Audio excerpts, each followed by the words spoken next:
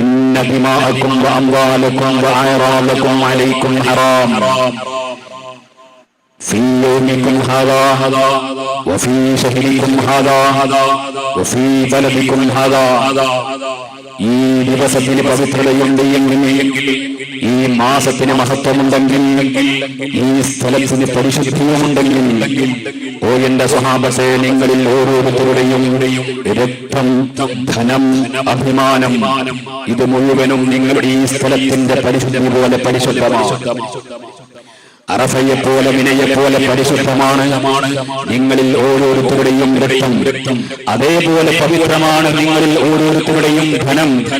അതേപോലെ പവിത്രമാണ് നിങ്ങൾ ഓരോരുത്തരുടെയും അഭിമാനം എന്ന് പറഞ്ഞാൽ, ഓ എന്റെ സ്വഹാബത്തെ, അവസാനം മുസ്ലിം സല്ലല്ലാഹു അലൈഹി വസല്ലമ തങ്ങൾ ഇതിന്റെ അവസാന ഭാഗത്ത് പറയുന്നുണ്ട്, ഇത് നിങ്ങളോട് മാത്രമുള്ള എന്റെ സംസാരമല്ല.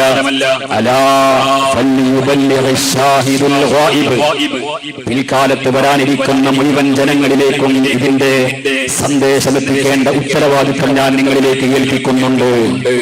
ആ പ്രഖ്യാപനത്തിൽ മുത്തനബി സല്ലല്ലാഹു അലൈഹി വസല്ലമ തങ്ങൾ പറയുന്നു, നിങ്ങളുടെ രക്തവും ധനവും അഭിമാനവും പവിത്രമാണെന്ന് പറഞ്ഞാൽ ഒരാളും ഒരാളുടെയും രക്തത്തിൽ തൊട്ട് കളിക്കാൻ അവകാശമില്ല, മറ്റൊരാളുടെ ധനത്തിൽ തൊട്ട് കളിക്കാൻ അവകാശമില്ല, മറ്റൊരുത്തന്റെ അഭിമാനത്തിൽ കൈവക്കാൻ നിങ്ങളിൽ ഒരാൾക്കും അവകാശമില്ല എന്ന് ഹബീബായ മുഹമ്മദ് റസൂലുള്ളാഹി സ്വല്ലല്ലാഹു അലൈഹി വസല്ലമ തങ്ങൾ തന്റെ സ്വഹാബത്തിനെ ബോധ്യപ്പെടുത്തിയിട്ട് പിൽക്കാലത്ത് വരുന്ന മുഴുവൻ ജനങ്ങളിലേക്കും ഇത് എത്തിക്കേണ്ട ഉത്തരവാദിത്വം സ്വഹാബത്തിന് നബി സല്ലല്ലാഹു അലൈഹി വസല്ലമ തങ്ങൾ ഏൽപ്പിക്കുകയാണ്.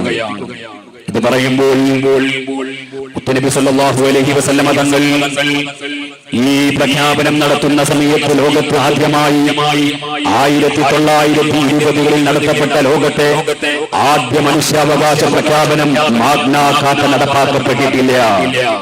സ്ത്രീകൾക്ക് സ്വത്തവകാശത്തിന് വേണ്ടിയുള്ള പ്രഖ്യാപനം ലോകത്ത് ഐക്യരാഷ്ട്രസഭയോ മറ്റാരും അത് പ്രഖ്യാപിച്ചിട്ടില്ല. സ്ത്രീകൾക്കെതിരെയുള്ള കടന്നുകയറ്റത്തിനെതിരെ ഒരാളും ഒരാഹ്വാനവും ഒരു പ്രഖ്യാപനവും നടത്തിയിട്ടില്ല. കുട്ടികൾക്ക് സംരക്ഷണം നൽകാൻ വേണ്ടി ഇവിടെ ഒരു പ്രഖ്യാപനവും ഒരു സംഘടനയും നടത്തിയിട്ടില്ല. വർണ്ണവിവേചനത്തിനെതിരെ ഒരാളും ഒരു പ്രമേയവും പാസാക്കിയിട്ടില്ല. ആ കാലത്താണ് അഷ്റഫുൽ ഖൽഖ് മുഹമ്മദ് റസൂലുള്ളാഹി സ്വല്ലല്ലാഹു അലൈഹി വസല്ലമ തങ്ങൾ പഠിപ്പിക്കുന്നത്, നിങ്ങളിൽ ഓരോരുത്തരുടെയും രക്തവും ധനവും അഭിമാനവും പവിത്രമാണ്. ഒരാൾക്കും മറ്റൊരാളുടെ രക്തം, ധനം, അഭിമാനം എന്നിവ ചിന്താനുള്ള സ്വാതന്ത്ര്യമില്ല.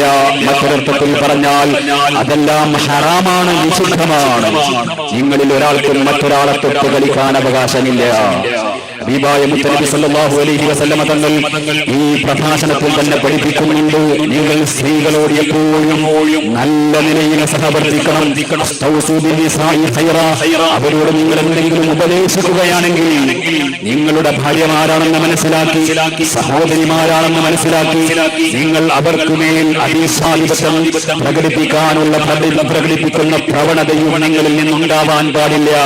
വല്ലതും നിങ്ങൾക്ക് പറയാനുണ്ടെങ്കിൽ ഖൈറായ നിലയ്ക്ക്, നല്ല നിലയ്ക്ക്, സുമനസ്സോടുകൂടി, തുറന്ന മനസ്സോടുകൂടെയുള്ള സഹകരണത്തോടുകൂടെയാണ് നിങ്ങൾ അവരോട് പെരുമാറേണ്ടത്. നബി സല്ലല്ലാഹു അലൈഹി വസല്ലമ തങ്ങൾ പഠിപ്പിക്കുന്നുണ്ട്, നിങ്ങൾ ഏറ്റവും ഉന്നതൻ, ഏറ്റവും നല്ലവൻ നിങ്ങളിൽ തന്റെ ഭാര്യമാരോട്, സഹധർമ്മിണിയോട്, നിങ്ങളുടെ കൂട്ടത്തിലുള്ള സ്ത്രീകളോട്, വനിതകളോട് ഏറ്റവും നന്നായി പെരുമാറുന്നവനാണ് ഏറ്റവും ഉത്തമൻ എന്ന് ശഫീഉനാ മുഹമ്മദ് റസൂലുള്ളാഹി സ്വല്ലല്ലാഹു അലൈഹി വസല്ലമ തങ്ങൾ പഠിപ്പിക്കുന്നത് കാണാം. കുട്ടികളെ സംബന്ധിച്ച് അല്ലാഹുവിന്റെ ഹബീബായ മുത്തനബി സ്വല്ലല്ലാഹു അലൈഹി വസല്ലമ തങ്ങൾ പറയുന്നത്, കുട്ടികളോട് കരുണ കാണിക്കാത്തവന്റെ മനസ്സിൽ ഈമാനില്ല. കുട്ടികളോട് കരുണ കാണിക്കാത്തവന്റെ മനസ്സിൽ ഈമാനില്ല. ഈ പ്രഖ്യാപനമൊക്കെ നടന്നിട്ട് 1989 ലോകത്താദ്യമായി കുട്ടികളുടെ അവകാശങ്ങൾ സംരക്ഷിക്കാൻ വേണ്ടി ഒരു പ്രഖ്യാപനം ഐക്യരാഷ്ട്രസഭാ തലത്തിൽ നടക്കുന്നത്. നാം മനസ്സിലാക്കണം, 1989 എന്ന് പറഞ്ഞാൽ 37 വർഷത്തെ പഴക്കേയുള്ളൂ. എന്നാൽ ശഫീഉനാ മുഹമ്മദ് റസൂലുള്ളാഹി സ്വല്ലല്ലാഹു അലൈഹി വസല്ലമ തങ്ങൾ കുട്ടികളുടെ അവകാശങ്ങൾ സംരക്ഷിക്കാൻ വേണ്ടി പ്രഖ്യാപനം നടത്തുന്നത് ഏകദേശം 1500ഓളം വർഷങ്ങൾക്ക് മുമ്പാണ്. 1960കളിലാണ് ലോകത്ത് ആദ്യമായി വർണ്ണ വിവേചനത്തിനെതിരെ ലോക ജനങ്ങൾ ഒരുമിച്ച് കൂടിയിട്ട് പ്രമേയം പാസാക്കുന്നത്. എന്നാൽ അഷ്റഫുൽ ഖൽഖ് മുഹമ്മദ് റസൂലുള്ളാഹി സ്വല്ലല്ലാഹു അലൈഹി വസല്ലം തങ്ങൾ വർണ്ണ വിവേചനത്തിനെതിരെ സമരപ്രഖ്യാപനം നടത്തിയത് ഈ ഹബീബായ മുത്തനബി സ്വല്ലല്ലാഹു അലൈഹി വസല്ലം തങ്ങളുടെ ആ ഖുതുബത്തുൽ വിടവാങ്ങൽ പ്രസംഗത്തിൽ ഹബീബായ മുത്തനബി സ്വല്ലല്ലാഹു അലൈഹി വസല്ലം തങ്ങൾ പറയുന്നുണ്ട്, ഒരു അറബിയും മനസ്സിലാക്കണ്ട, അനറബിയേക്കാൾ ഉന്നതനാണ് ഞാനെന്ന് ഒരു അറബിയും മനസ്സിലാക്കണ്ട, ഒരു വെളുത്തവനും മനസ്സിലാക്കണ്ട, കറുത്തവനേക്കാൾ സ്ഥാനം എനിക്കുണ്ടെന്ന് ഒരാളും മനസ്സിലാക്കണ്ട. നബി സല്ലല്ലാഹു അലൈഹി വസല്ലം തങ്ങൾ അന്ന് അറഫയിൽ വെച്ച് പറയുന്നു, കറുത്തവന് വെളുത്തവനേക്കാൾ, വെളുത്തവന് കറുത്തവനേക്കാൾ യാതൊരു സ്ഥാനവുമില്ല, ഒരു അറബിക്കും അനറബിയേക്കാൾ മഹത്വമില്ല. ആർക്കെങ്കിലും വല്ല സ്ഥാനവും അല്ലാഹുവിലുണ്ടെങ്കിൽ